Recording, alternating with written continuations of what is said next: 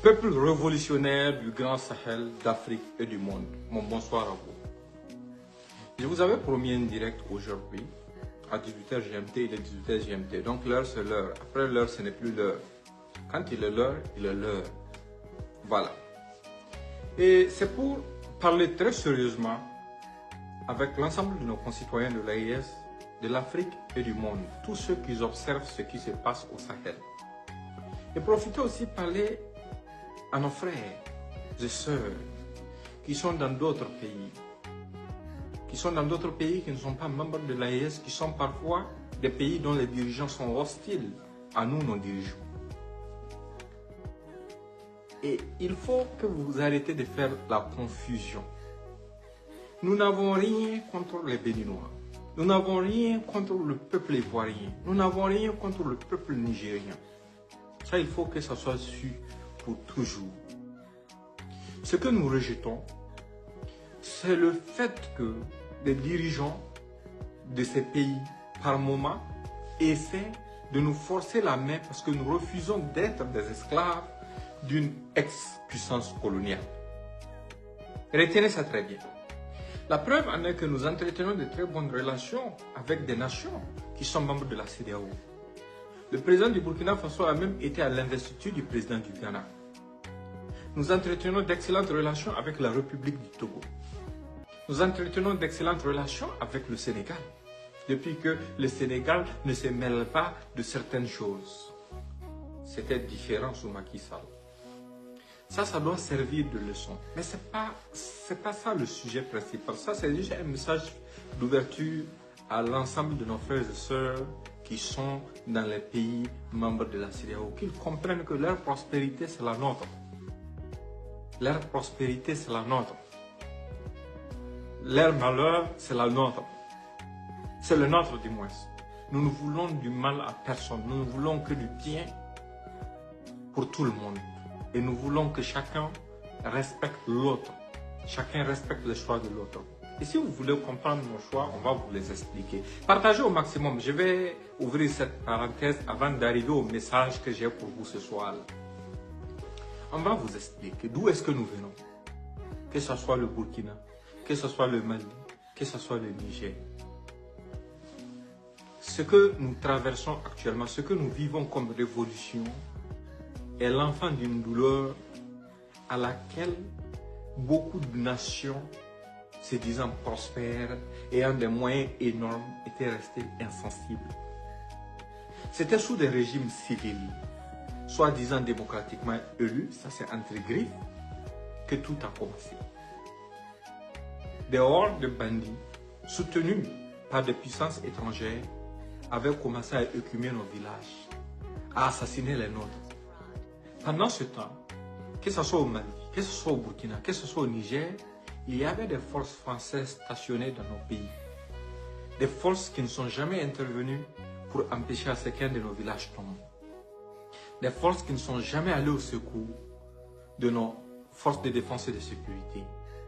Des puissances étrangères qui avaient des bases chez nous avec tout type de logistique, mais qui refusaient même de nous vendre avec nos propres ressources les moyens militaires qu'il fallait pour permettre à nos armées de se battre. Et pendant ce même moment qu'ils jouaient le rôle d'observateurs en ayant leur caserne sur notre sol, leur presse dénigrait nos armées, inventait des situations pour créer une situation de confusion et de division entre les communautés afin d'aggraver la chose. Qu'est-ce que les hommes politiques, les pouvoirs civils ont eu à faire pour mettre fin à ça? Absolument rien du tout. C'est ce qui a révolté nos armées. Et c'est ce qui a fait que les dignes fils de nos nations ont pris les devants et les peuples les ont accompagnés. La révolution que nous vivons dans la Confédération et des États du Sahel n'est pas une révolution faite par les militaires pour les militaires, non. C'est une révolution des fils et des filles de nos nations pour la survie de nos peuples. Parce que nous étions membres de la CEDEAO, je vous le rappelle à l'époque. La CEDEAO n'a jamais organisé de rencontre pour mobiliser des troupes afin d'aller sauver un seul village dans l'un de ces pays. Ça n'est jamais arrivé. Au contraire, les quelques réunions qui se tenaient autour de la question sécuritaire qui s'est passée dans notre espace se déroulaient à Paris, sous l'égide d'une organisation fantoche qu'ils appelaient G5 Sahel, dont la France était membre. La France qui n'est pas membre de la CEDEAO.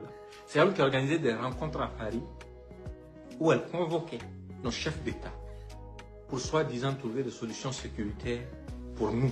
Pendant ce temps, ces armées étaient sur nos sols, n'intervenaient pas, ne nous soutenaient pas. Pendant ce temps, ils refusaient de nous vendre des armes, jusqu'à ce que la guerre en Ukraine éclate pour montrer l'hypocrisie de ce genre. Quel moyen n'a pas été déployé en Ukraine? Comme si nous étions des sous-hommes, comme si nous étions des hommes qui ne méritaient pas d'avoir de quoi se défendre. Mais depuis l'arrivée de nos dirigeants, beaucoup de choses ont changé. Et quand ils ont remarqué que beaucoup de choses ont changé, ces mêmes personnes sont passées par d'autres relais maintenant pour faire avancer les terroristes en leur apprenant maintenant à manier des drones kamikazes, en leur apprenant, en leur fournissant même du matériel pour pouvoir faire mal à nos armées. Et pendant ce temps, leur presse continue la même propagande pour essayer de vous faire croire que non, en fait, malgré le départ de la France, la situation est pire, la situation est pire, la situation est pire. C'est ce qu'ils passent leur temps à vous dire. Mais qui l'empire? Ce sont eux. Mais malgré tout ce qu'ils ont tenté, ça n'a pas marché. Vous vous souvenez très bien que, entre-temps, ils étaient focalisés sur le Burkina Faso. Ils nous ont fait croire ici à travers leur presse que le président Ibrahim Traoré avait fui. Partagez au maximum, mais le message va venir à la fin. Mais ça, c'est une parenthèse très importante à ouvrir pour ceux qui ne comprennent pas la position de nos États. Ça va les aider vraiment à comprendre beaucoup de choses pour ceux qui veulent bien comprendre. Donc, ils nous ont fait croire que le président Ibrahim Traoré avait fui, qu'il y avait des mutineries qui se préparaient dans des casernes et autres. C'était des coups qu'ils avaient préparés. Pourquoi? Pour nous faire mal. Pour nous faire mal, pourquoi? Parce qu'ils se sont sentis humiliés de voir des Noirs, des ex-colonisés, prendre leur autonomie, leur destin en main, et réussir des choses qu'ils n'ont jamais réussi à faire, qu'ils n'ont jamais même voulu faire pour nos peuples. Pour eux, ce n'était pas acceptable. Ils étaient prêts même à s'allier à des groupes terroristes pour nous faire mal. Ça s'est passé devant tout le monde. Après cette étape, ils se sont repliés maintenant sur le Mali. Vous êtes tous témoins, puisque c'est d'actualité, de toute la supercherie autour de la question malienne. Ce sont eux qui ont annoncé que Bamako allait tomber. Et ce sont eux qui reviennent dire qu'ils ne l'ont jamais annoncé, qu'ils avaient dit que c'était improbable.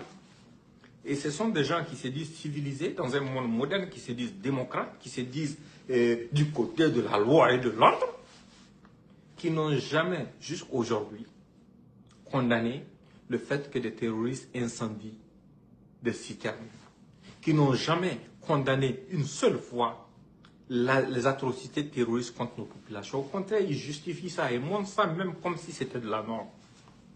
C'est pour ça que je vous ai dit de faire attention. Parce qu'entre-temps, beaucoup d'entre nous étaient un peu perdus. Les gens avaient commencé à baisser les bras, pensant que non, tout est gagné. Tout n'est pas gagné. La révolution, c'est une lutte permanente.